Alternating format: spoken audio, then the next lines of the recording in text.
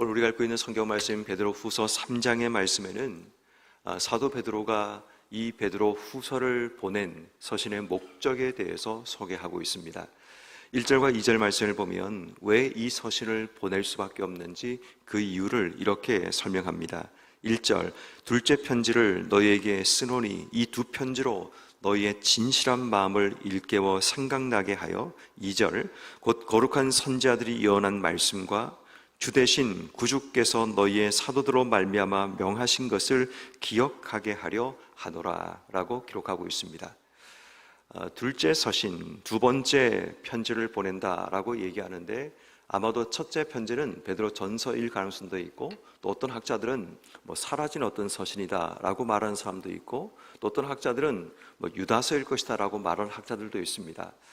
그렇지만 중요한 것은 베드로 전서가 있기 때문에 베드로 전서가 첫째 편지라고 한다면 이 두 번째 편지를 보내는 이유는 어떤 의미에서 거짓 선지자들이 지금 교회를 어지럽게 만드는 그 상황들, 특별히 이 베드로 후서에서는 주의 재림하신다는 이 재림의 약속 자체가 없는 것이다 라고 얘기하는 그런 세력들에 대해서 경고하고, 또 그들에게 다시 한번 하나님 말씀을 기억하게 하기 위한 목적이라는 것을 우리가 보게 됩니다. 특별히 1절 말씀에 진실한 마음을 일깨워 라는 말씀을 보게 되는데, 여기서 말하는 진실하다라는 이 말은 뒤섞이지 않다라는 뜻을 가진 말입니다.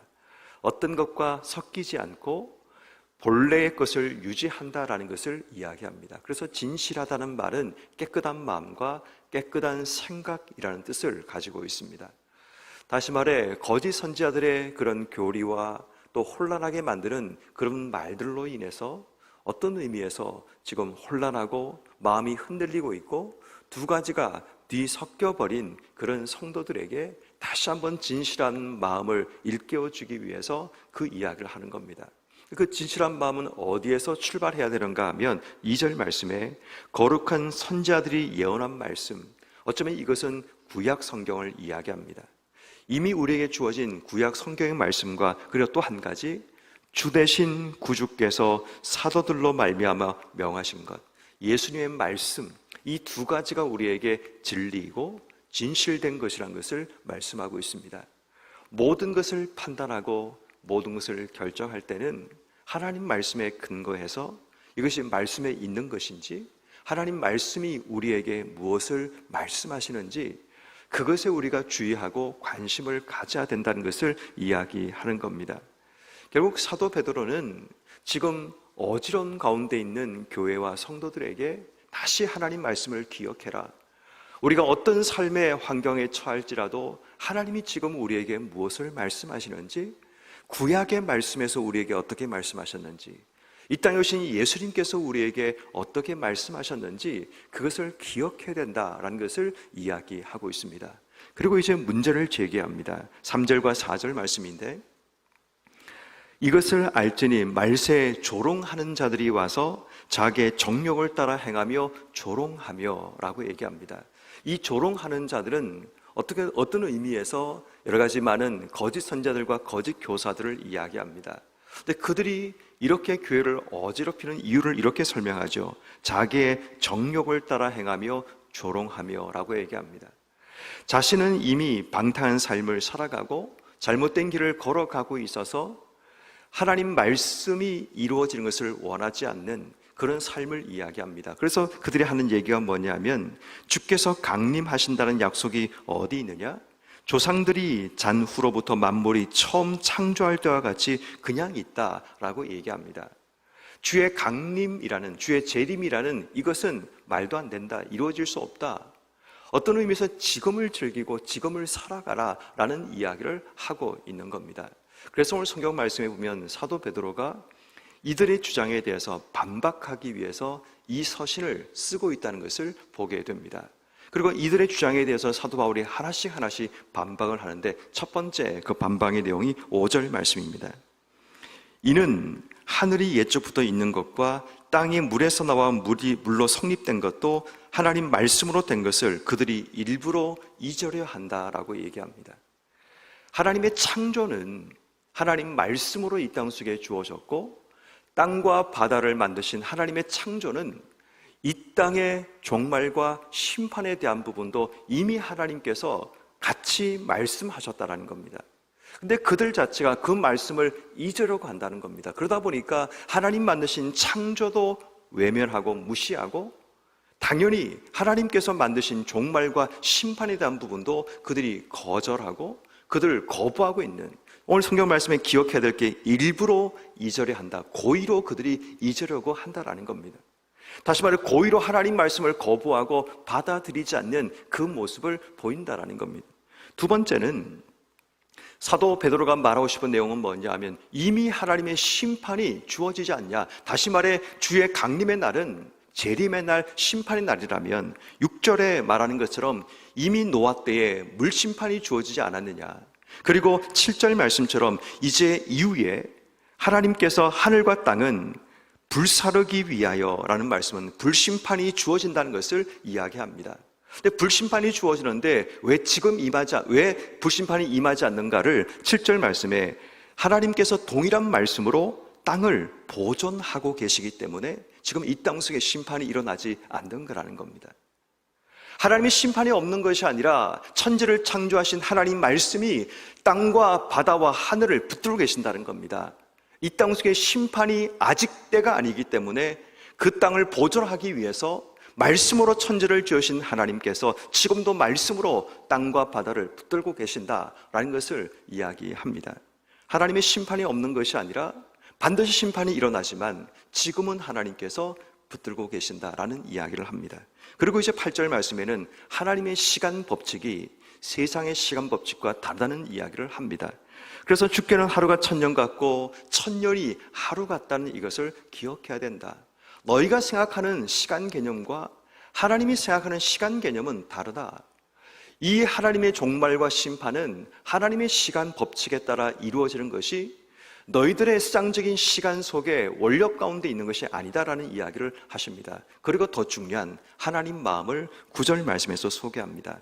주의 약속은 어떤 이들이 더디어 생하는 같이 더딘 것이 아니라 오직 주께서는 너희를 대하여 오래 참으사 아무도 멸망하지 아니하고 다 회개하기를 원하신다라고 얘기합니다. 이것이 하나님이 땅과 바다를 말씀으로 붙들고 계시는 그 이유라는 것을 이야기합니다. 비록 세상은 죄악이 관영하고 하나님 말씀 따라 삶을 살아가지 못할지라도 하나님은 그들이 멸망하기를 원하지 않으시고 그들 모두를 구원하기 위해서 참고 기다리신다. 하나님의 긍휼과 사랑을 지금 여기서 말하고 있습니다. 사도 베드로는 지금 이것을 그들에게 알려주기 원했던 겁니다.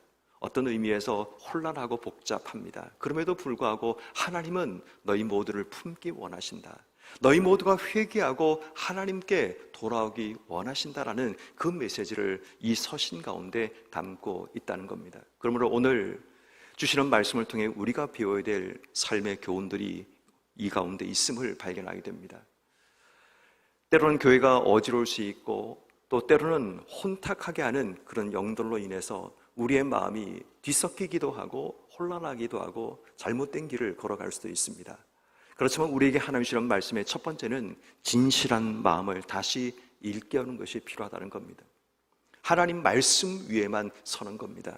세상의 다른 생각과 정욕을 따라 움직이는 것이 아니라 진실된 마음을 일깨워서 하나님 말씀 위에 우리의 삶이 서는 것, 그것이 필요하다는 것을 우리에게 말씀하고 있습니다. 두 번째는 하나님 말씀을 기억하며 살아가는 것이 필요합니다. 2절 말씀처럼 사도들을 통해 말씀하신 그 말씀, 이미 구약에서 예언하신 그 말씀을 기억해내는 겁니다. 우리의 모든 삶의 중심은 하나님 말씀이어야 됩니다. 하나님이 우리에게 무엇을 말씀하시는지 늘 그것을 찾고 그것을 발견하는 지혜가 필요합니다. 우리의 생각 가운데 나오는 것들은 늘 언제나 기롱하는 자들이 꿈꾸는 것처럼 조롱, 자신의 정욕을 따라 움직일 수밖에 없습니다. 무엇이 우리에게 유익하고 무엇이 우리에게 도움이 되는가를 따지게 되는 거죠. 그런데 하나님께서 지금 우리에게 무엇을 말씀하시는가? 그것에 귀를 기울이고 그 하나님 말씀에 귀를 기울이며 인생의 삶을 살아가는 지혜가 필요함을 우리에게 말씀하십니다. 그리고 더 나아가서는 오늘 성경 말씀처럼 하나님의 심판이 있다는 사실을 기억하며 살아가라고 말씀하십니다. 하나님이 지금 당장 하나님 말씀으로 땅과 바다를 붙들어 계시지만 하나님의 때가 되면 이 땅 가운데 하나님의 심판이 주어진다라는 것. 그 하나님의 심판 앞에서는 우리의 삶은 늘 하나님의 시간 법칙을 기억해야 되고 하나님 마음을 기억해야 된다는 겁니다. 그렇다면 여러분, 오늘 하루 우리는 어떻게 살아야 됩니까?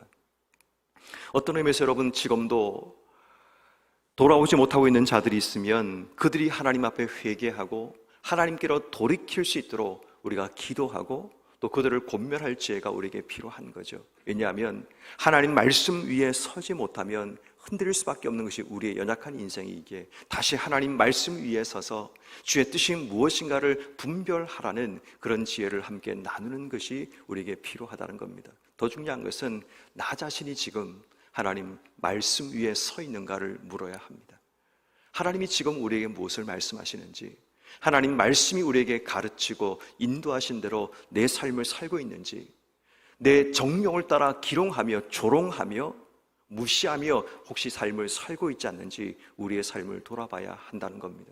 그런 의미에서 오늘 우리는 이 말씀 앞에 겸손하게 서면서 혹시 내 속에 진실한 마음을 잃어버리고 세상과 뒤섞여버린 우리의 마음은 없는지, 하나님 말씀을 기억하지 못하고 하나님 말씀의 일부만 믿고 일부를 무시하며 살고 있는 우리의 삶은 없는지, 하나님의 심판을 두려워하지 않고 마치 지금이 우리 인생의 마지막인 것처럼 내가 원하는 대로 살아가는 삶을 살고 있지 않는지 돌아보면서 반드시 하나님의 때가 온다라는 것, 그 때가 오기 전에 한 영혼이라도 더 구원하고 한 영혼이라도 회개하고 멸망하지 않기 위해서 기도하는 우리의 삶이 되어야 하는 겁니다. 어떤 의미에서 여러분, 종말론적으로 우리에게도 하나님의 재림이, 주님의 재림이 이 땅 속에 언젠가 임합니다. 그때가 언젠지 모르기 때문에 우리에게는 종말론적인 신앙이 필요한 겁니다.